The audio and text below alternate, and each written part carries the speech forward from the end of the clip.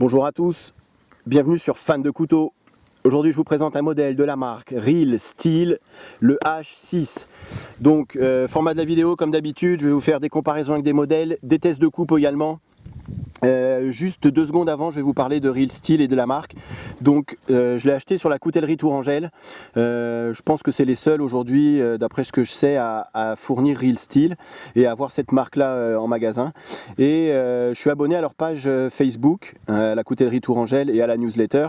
C'est pas mal, franchement faites-le, c'est gratos, sans forcément acheter chez eux. Au moins ça vous permet d'avoir les nouveaux modèles et des nouvelles marques. Donc là sur la page Facebook, sur leur page Facebook de la coutellerie Tourangelle, ils ont dit qu'ils avaient reçu une nouvelle marque, Real Steel, fabriquée en Chine, bof, maintenant avec des matériaux de qualité pour un prix défiant toute concurrence. Du coup, je me suis un petit peu penché sur le sujet Real Steel, j'ai regardé 2-3 forums, 2-3 sites internet et des vidéos sur YouTube. Alors les vidéos, elles sont qu'en allemand, moi je ne comprends pas un mot d'allemand, et j'ai fini par en acheter un parce que pour ce couteau-là, il coûte 50 €. Je me suis dit, je risque pas grand-chose pour 50 €. Je suis hyper satisfait de la qualité générale du couteau. C'est pour ça que je suis hyper ravi de vous le montrer, de vous le présenter, vous présenter la marque et vous présenter ce couteau-là en particulier. Je vous montre comment on le reçoit, vous me connaissez maintenant. Je trouve que ça a son importance. Donc franchement, une boîte, une belle boîte. Après, j'ai essayé de refaire le petit paquet, donc papier de soie, ça change un petit peu de tous ces emballages dans des sacs, des petites pochettes plastiques. Et voilà le couteau. Donc pour l'instant leur gamme, à la coutellerie Tourangelle, il y en a pas, ils n'ont pas énormément de modèles. J'ai été voir la page Facebook de Real Steel. Alors allez voir si ça vous intéresse. Vous allez voir tous les nouveaux modèles qui vont sortir. Ils font du multi-tool, ils font du couteau tactique, de l'EDC, des lames fixes, enfin vraiment du couteau bushcraft également. Ils sont vraiment Real Steel en train de percer dans le marché. Donc c'est une marque qui est assez nouvelle, hein. Depuis 2013 ils commencent à fabriquer des couteaux. Une marque chinoise mais avec un cahier des charges hyper pointu. Alors je ne vais pas parler des autres modèles parce que je ne le sais pas, je vais parler de ce couteau là. Donc déjà pour vous le comparer, je pense qu'il rentre vraiment directement dans la même catégorie qu'un Spyderco Tenesius. Quasiment franchement le même prix. Après on va voir des aciers différents, justement c'est ça qui m'a plu. Pour quasiment le même prix vous avez un acier de meilleure qualité sur le Real Steel. Et ça c'est le Ontario, le RAT 1. Vous voyez, c'est vraiment à quelque chose près. Je pense que le Real Steel, ils peuvent vraiment devenir un best-seller, surtout ce H6 par rapport à ces deux-là. Ça rentre vraiment dans la même catégorie, des couteaux, pas forcément un EDC, mais des couteaux pliants, un peu côté tactique, sortis en forêt, pour du gros travail. C'est un petit peu gros comme choix pour un EDC. Donc la longueur, eh ben, écoutez, ce qui est pratique aussi, c'est que tout est marqué. Donc ça, c'est le petit fascicule qu'il fournit avec. Alors je vous laisse lire. Donc liner lock, l'acier c'est du 14C28N, taille de la lame 9,5 cm, l'épaisseur 3,5, le manche en G10, longueur totale 21,5 cm et le poids 160 grammes. Alors c'est pour ça que je disais, hein, ça rentre pas dans la catégorie d'un EDC, c'est assez lourd. Après c'est vraiment, vous voyez, exactement la même taille que le RAT. Avant de passer au test de coupe, on va essayer de voir un petit peu ce couteau-là un peu plus en détail. Je vais essayer de faire assez rapidement. Donc c'est un couteau qui a été dessiné par un chinois qui s'appelle Yang Gang. L'acier utilisé sur ce couteau, c'est du 14C28N. Alors pour ceux qui ne connaîtraient pas cet acier, moi je le situe entre l'AUS 8 et le VG10. Donc c'est bien supérieur au 8CR13 MOV. Et c'est un cran au-dessus de l'AUS 8 et un cran en dessous du VG10. Et ça n'engage que moi. Alors vous avez une forme de lame hyper intéressante, vous avez un petit recurve ici et ensuite un énorme belly. Alors je peux comprendre qu'on n'aime pas ce genre de lame et cette forme de lame. Au début quand je l'ai vu, j'étais pas forcément hyper intéressé. Après ça va s'avérer redoutable lors des phases de coupe, on va voir ça tout de suite après. Donc émouture creuse, hollow grind, c'est vraiment très bien fait. Vous avez un faux tranchant sur le dessus, une pointe qui est assez forte. C'est un couteau, hein, comme j'ai dit tout à l'heure, c'est pas un EDC, c'est un couteau qui est fait pour le gros travail. Donc une bonne pointe. Et ensuite il y a eu du travail de fait, hein, sur cette lame, sur cette forme de lame. Donc double thumb stub pour l'ouverture et du jimping sur le dessus de la lame. J'aime beaucoup ces jimping comme ça et ces formes de lame où le jimping remonte. Je trouve que c'est pas mal du tout puisque le pouce comme ça il vient vraiment naturellement se caler à l'intérieur et là c'est juste parfait. Le grip qu'il faut, je trouve que ça a été vraiment très bien fait. Alors là vous avez un finger choil. Moi je suis pas un grand fan des finger choil, mais alors là pourquoi pas, hein. Vous mettez votre index ici et pour le petit travail de détail ça peut servir. Bon moi je m'en sers pas, mais il a le mérite d'exister. Autrement une finition vraiment quasi irréprochable sur la lame. Donc là c'est finition satin. Si vous regardez le H5 par exemple, il y a des finitions stonewash.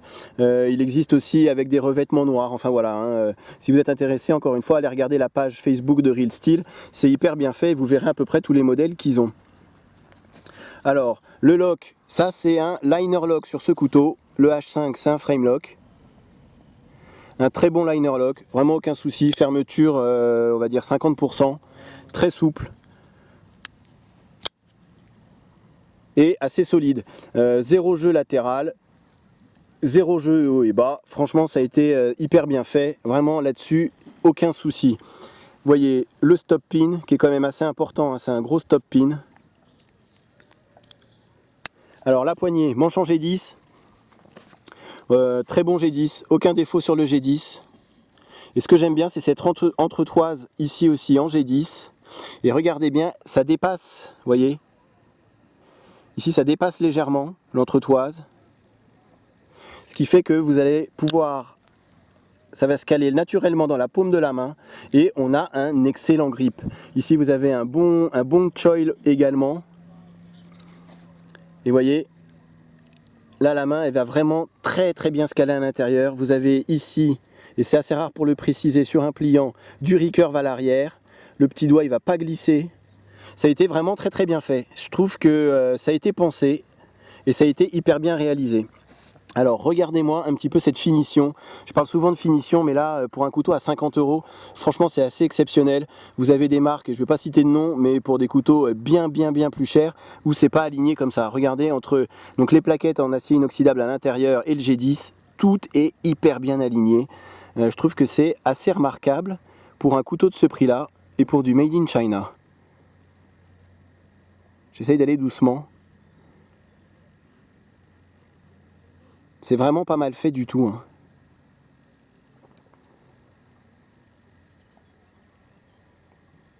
C'est pour ça que je pense que c'est une marque déjà qui monte et une marque qui mérite d'être remontrée. Alors un trou pour la dragonne. Le clip ceinture, bon bah pour une fois, ouais je l'aime assez celui-là. Assez fin, assez discret. Il y a du travail qui a été fait dessus. Vous voyez, il y a une encoche pour le pocket clip. Ce qui fait qu'il ne va pas bouger. Donc aucun jeu sur le pocket clip. Vraiment, c'est vraiment pas mal fait, hein. Alors ensuite les liners, hein, donc acier inoxydable. Donc c'est des gros liners, hein. Vous voyez l'épaisseur, c'est pour ça qu'il fait 160 grammes ce couteau.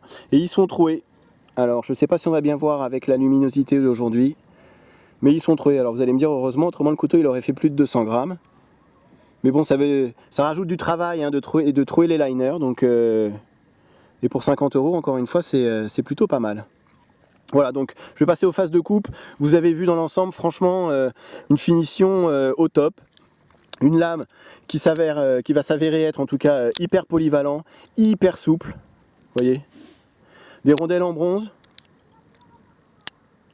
Une ouverture hyper fluide. Fermeture une main tout à fait possible. C'est vraiment, je vais arrêter de le dire après, c'est promis, mais pour le prix, pour du Made in China, c'est pas mal du tout. Alors test de coupe, comme je vous ai dit, je ne l'ai pas affûté, je l'ai juste passé au cuir, comme je fais avec tous mes couteaux quand je les reçois. Donc j'ai ramené, comme d'habitude, mon petit matériel avec moi. Alors je vous montre. Rien de mieux qu'une démonstration.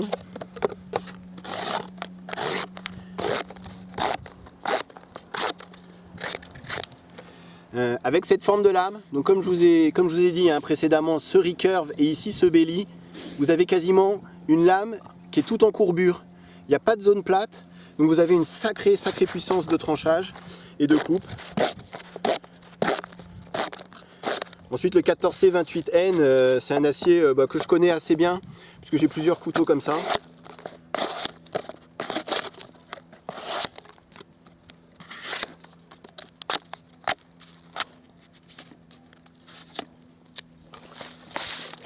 Alors, on va continuer, des coupes appuyées également.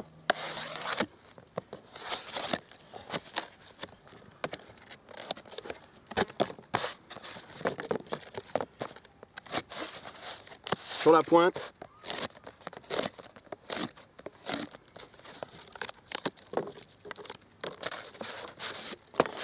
C'est très agréable de travailler avec. On l'a hyper bien en main. Comme j'ai dit, aussi le jimping. Vous voyez, si je mets vraiment de la pression, là je mets vraiment beaucoup de pression sur le pouce. C'est pas douloureux. Alors, du cordage.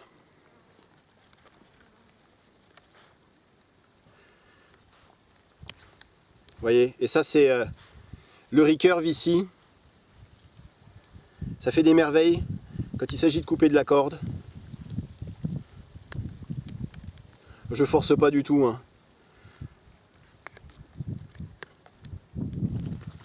Ça coupe très très bien. Grande, belle longueur de lame. Coupe appuyée.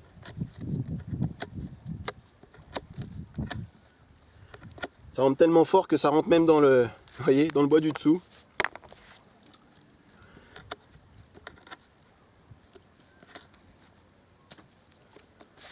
Voilà, c'est hyper efficace. Ça c'est encore une fois, c'est le belly ici. Voilà. Alors ensuite, forcément, vous l'attendiez celui-ci, mon tuyau d'arrosage. Ça c'est vraiment le test qui va montrer ici. Regardez ça. Si vous avez vu mes vidéos précédentes avec d'autres couteaux, je galérais plutôt pas mal pour couper le tuyau d'arrosage, mais là regardez comme ça va tout seul. C'est cette forme de lame. C'est sûr qu'au début j'étais pas fan, je trouvais ça un petit peu gros, un petit peu disgracieux entre guillemets on va dire. Mais quand je l'ai essayé, et ben regardez, franchement hyper polyvalent quoi. C'est redoutable. J'ai ramené ma pomme de terre, donc préparation de nourriture, pourquoi pas.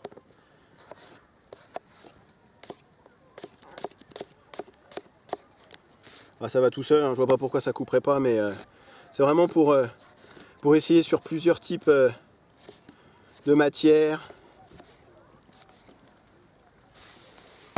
Voilà. Alors ensuite ça c'est un petit bout de bois, c'est hyper sec. Ça fait peut-être 2 ans qu'il est en train de sécher à l'extérieur. Donc on va voir ce dont il est capable. Donc là moi j'utilise très rarement le choil. Je vais me reculer un petit peu.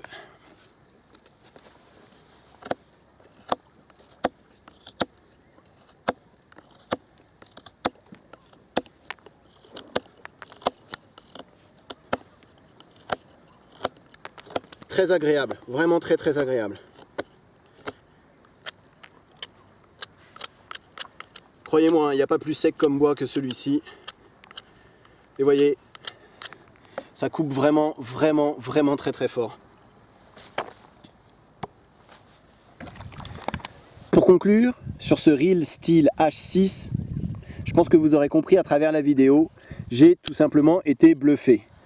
Une qualité de réalisation, une qualité de finition assez irréprochable et un rapport qualité-prix imbattable. Si je ne connaissais pas la marque, si je ne connaissais pas le couteau, vous me le mettez entre les mains, je vous dirais que c'est un couteau que je verrai plus près des 100 € que des 50 €. Pour toutes ces raisons, je pense que Real Steel, c'est une marque dont on va entendre de plus en plus parler. J'espère que la revue vous a plu. À très bientôt sur ma chaîne. Salut!